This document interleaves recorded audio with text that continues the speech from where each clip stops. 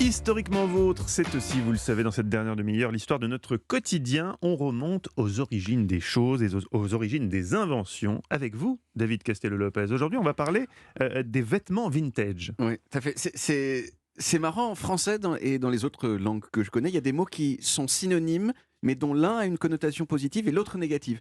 Être économe, c'est la même chose qu'être radin, mais en plus sympa. Et être mûr, c'est comme être vieux, mais en plus gentil. Être plantureux, c'est comme un gros, mais en plus sexy.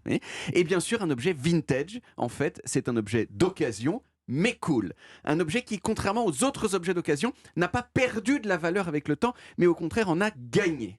Et ça vous rappelle quoi? Ça vous rappelle pas quelque chose, ça? Quelque chose qui devient meilleur avec le temps? Eh bien oui, le vin. C'est bon. En anglais, vintage, au départ, c'est une très ancienne façon de dire tout simplement vendange. C'est pour le Porto. Ça veut dire vendange au départ. Le vintage, au départ, au XIVe siècle, le mot vintage, ça veut dire vendange, la même chose. Et d'ailleurs, fun fact de ouf, le mot vintage, ça vient du mot français vendange. Donc, comme souvent, ce qui s'est passé, c'est que les Anglais ont emprunté un mot au français et puis ils nous l'ont rendu, 1000 ans plus tard, un peu modifié.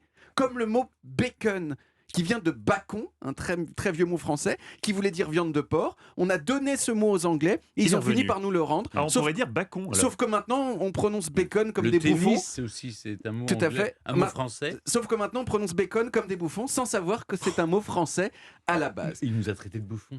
Oui, j'ai l'impression. Comme nous tous, moi aussi je dis bacon.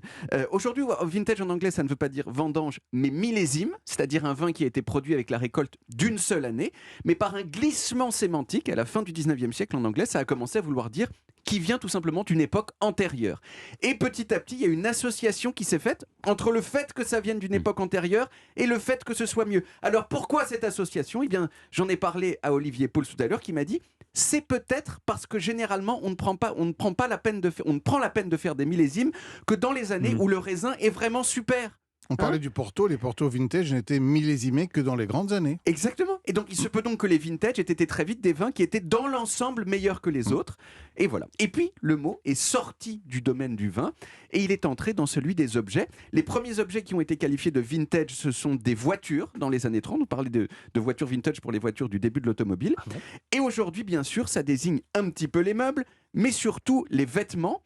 Même si rien n'empêche de l'utiliser pour des gens, on peut dire par exemple qu'Édouard Balladur est une personne vintage. Mais en ce qui concerne les vêtements, c'est quand même bizarre parce qu'au départ, les vêtements de seconde main, c'était pas chic du tout, c'était nul. Personne ne voulait porter la chemise d'une personne décédée. Mais ça a changé. Aujourd'hui, si vous pointez dans une soirée avec un blouson de 1987 et que vous racontez que vous avez trouvé ça dans la cave d'un oncle mort à côté d'une VHS de Brigitte Lahaie, on vous trouve ultra cool. Mais alors, de quand ça date ? Pourquoi est-ce que c'est devenu cool de mettre des vieilles fringues ? Eh bien, l'histoire que raconte le magazine du Smithsonian, qui est l'institution qui est un peu la gardienne de la mémoire culturelle et industrielle des États-Unis, c'est la suivante. Dans les années 20, aux États-Unis, il y a eu une mode soudaine et assez étonnante pour les manteaux en fourrure de raton laveur. Des ratons laveurs aux États-Unis, il y en a énormément. Et donc, la fourrure de raton laveur, c'est une fourrure qui est meilleur marché que les autres. Alors, beaucoup de gens en achetaient, et en particulier des étudiants un petit peu chics des universités de la Nouvelle-Angleterre. Et c'est devenu un symbole des années folles. Et puis, il y a eu la crise de 1929, et ça a brusquement cessé d'être cool de mettre de la fourrure, même pas chère, sans compter que les gens n'avaient plus trop les moyens d'en acheter. Et là, les grands magasins américains, ils se sont retrouvés avec de très gros stocks de manteaux en raton laveur dont plus personne ne voulait.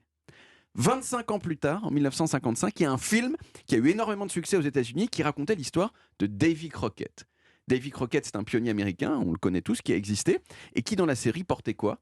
Une toque en raton laveur avec la queue qui dépassait. Et le succès du film a fait que tout le monde aux États-Unis, et en particulier les enfants, ont voulu une toque en raton laveur. Mais où trouver du raton laveur ?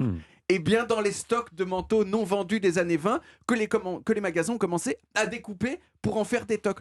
Au même moment, il y a un couple de gens cool de Manhattan qui s'appelait Stanley et Sue Saltzman qui étaient dans un trip année folle. Et à la faveur de la mode sur les toques, ils ont eu vent de l'existence d'entrepôts gigantesques avec des manteaux en raton laveur dedans. Alors ils en ont acheté plein, ils en ont porté eux-mêmes, ils en ont donné à leurs amis. Et comme c'était un peu des trendsetters, des gens qui avaient le pouvoir de définir la mode, eh bien ils ont lancé ce que certains considèrent comme le premier mouvement de mode vintage moderne. pendant quelques années, à la fin des années 50, on voyait partout des gens avec de vieux manteaux en raton laveur des années 20. On a parlé à l'époque de raccoon swoon. Swoon en anglais, ça veut dire pamoison. Donc raccoon swoon, la pamoison pour le raton. Et ce qui montre vraiment que c'était une mode typiquement vintage, c'est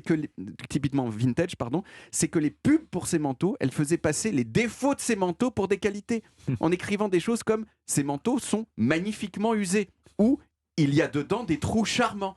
Des phrases qui vraiment aujourd'hui pourraient se retrouver telles quelles dans la bouche d'un hipster de première catégorie. Vous êtes Incroyable, ah oui. vous êtes un très vintage vous-même, non? Moi, personnellement, oui, moi je m'habille toujours pareil avec des vêtements que je remplace par exactement le même modèle. Donc ça ne change Après, pas il y a eu beaucoup, cette mode d'acheter des jeans déjà troués. quoi. Oui, usés. c'est ça. Où en fait, il y avait du travail supplémentaire pour Ouais. les dégrader en fait. Il fallait qu'ils soient usés. Il y a eu ça avec les blousons aussi, les blousons de cuir. Ah oui, un blouson de cuir Les tout neuf, perfectibles, c'est rare. non, Il on faut va qu'il pas soit parler patiné. neuf. Il faut la Ouais. patine du temps. Évidemment, Ouais. évidemment. Bravo pour cette belle chronique. Mm. On a donc, moi, c'est ça que je Oui. retiens, c'est que le premier mouvement vintage, c'est dans C'est- les années 50 par rapport à la mode des années folles. Exactement. Voilà. Et des idées du raton laveur. Et du raton. On retrouve les origines de David. Les origines de David, portugaise, Non, essentielle. les origines. Sa chronique, si vous préférez. En podcast sur toutes les applis audio et sur le site europe1.fr.